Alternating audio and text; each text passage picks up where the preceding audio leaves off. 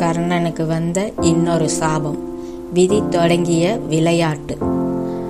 வணக்கம் நண்பர்களே. மகாபாரதத்தின் முந்தைய பகுதியில் கர்ணனின் வாழ்க்கையில் ஏற்பட்ட ஒரு மிகப்பெரிய சாபத்தை பார்த்தோம். தன்னுடைய குருவிடம் கல்வி கற்க வேண்டும் என்ற ஆசையில் கர்ணன் எடுத்த ஒரு முடிவு பின்னாளில் அவனுடைய வாழ்க்கையை பாதிக்கும் ஒரு சாபமாக மாறியது. ஆனால் அது மட்டுமல்ல, கர்ணனின் வாழ்க்கையில் இன்னொரு சம்பவமும் நடந்தது. அந்த சம்பவம் அவனுடைய வாழ்க்கையில் இன்னொரு சாபத்தை கொண்டு வந்து. அந்த சாபம் என்ன? கர்ணன் செய்த தவறு என்ன? அந்த சாபம் அவனுடைய எதிர்காலத்தை எப்படி மாற்றியது? வாருங்கள், மகாபாரதம் பகுதி 13 பார்க்கலாம். ஒரு நாள் கர்ணன் காட்டுப்பகுதியில் தனது வில் வித்தையை பயிற்சி செய்து கொண்டிருந்தான். அவன் ஒரு சிறந்த வில்லாளி. தனது இலக்கை துல்லியமாக தாக்குவதில் அவனுக்கு மிகுந்த நம்பிக்கை இருந்தது. அப்போது அவனுடைய கவனம் ஒரு இலக்கின் மீது சென்றது. அவன் அதை குறிவைத்தான். அம்பை எய்தினான். ஆனால் அந்த அம்பு எதிர்பாராத விதமாக ஒரு பசுவை தாக்கியது. அந்த பசு அங்கேயே உயிரிழந்தது. கர்ணன் அதிர்ச்சியடைந்தான். நான் வேண்டுமென்றே இதை செய்யவில்லை என்று வருந்தினான். அந்த பசு ஒரு பிராமணருக்கு சொந்தமானது. தன்னுடைய பசு இறந்து விட்டதை பார்த்த அந்த பிராமணர் மிகுந்த துயரமும் கோபமும் அடைந்தார். கர்ணன் அவரிடம் சென்று தான் வேண்டுமென்று அந்த பசுவை கொல்லவில்லை என்று விளக்கினான். ஆனால் தனது பசுவை இழந்த அந்த பிராமணரின் கோபம் குறையவில்லை. அவர் கர்ணனை நோக்கி, நீ ஒரு அப்பாவி உயிரை அழித்து விட்டாய் என்று கூறினார். கர்ணன் தான் செய்தது தவறு என்பதை ஏற்றுக்கொண்டான். மன்னிப்பு கேட்டான். ஆனால் அந்த பிராமணரின் மனதில் இருந்த கோபம் அவரை ஒரு சாபம் கொடுக்க செய்தது. அந்த பிராமணர் கர்ணனை நோக்கி, நீ போர்க்களத்தில் உன் எதிரியுடன் போராடி கொண்டிருக்கும் போது உனக்கு மிகவும் தேவையான நேரத்தில் உன் தேரின் சக்கரம் பூமியில் சிக்கிக்கொள்ளும் என்று சாபமிட்டார்.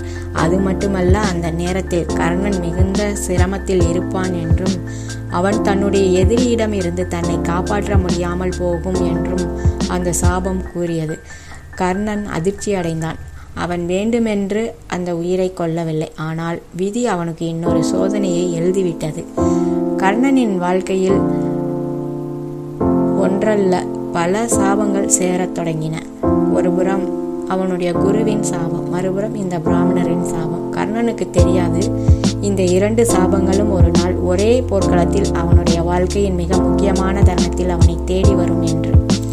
கர்ணன் தனது வாழ்க்கையை தொடர்ந்தான், வாழ்ந்தான். அவன் வீரனாக வளர்ந்தான். அவன் புகழ் மேலும் உயர்ந்தது. ஆனால் அவனுடைய வாழ்க்கையில் நடந்த ஒவ்வொரு சம்பவமும் அவனுடைய எதிர்காலத்தை மெதுவாக உருவாக்கி கொண்டிருந்தன.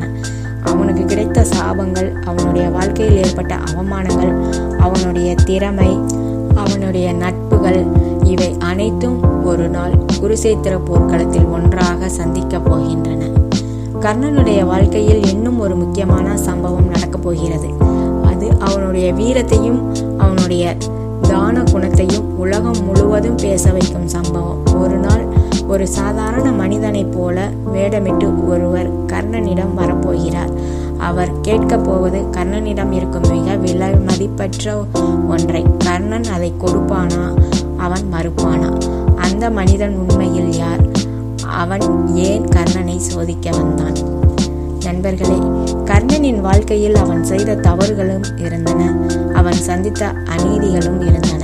அவனுடைய திறமையும் இருந்தது. அவனுடைய தான குணமும் இருந்தது. ஆனால் இவை அனைத்தையும் விட அவனுடைய வாழ்க்கையில் மிகவும் சிக்கலானதாக மாறியது அவனுடைய விதி. ஒரு மனிதனின் வாழ்க்கையில் சில முடிவுகள் பின்னாளில் எவ்வளவு பெரிய விளைவுகளை ஏற்படுத்தும் என்பதை கர்ணனின் வாழ்க்கை நமக்கு காட்டுகிறது. அடுத்த பகுதியில் கர்ணனிடம் இருந்த அந்த தெய்வீக கவசத்தையும் குண்டலத்தையும் ஒருவர் ஏன் கேட்க வந்தார்? கர்ணன் அவற்றை தானமாக கொடுத்தானா? அந்த முடிவு அவனுடைய வாழ்க்கையை எப்படி மாற்றியது? அதை மகாபாரதம் பகுதி 14 பார்க்கலாம். வீடியோ பிடித்திருந்தால் லைக் செய்யுங்கள். உங்கள் கருத்தை கமெண்டில் சொல்லுங்கள். சேனலை சப்ஸ்கிரைப் செய்து பெல் ஐக்கானை அழுத்துங்கள். அடுத்த பகுதியில் சந்திப்போம். நன்றி நண்பர்களே.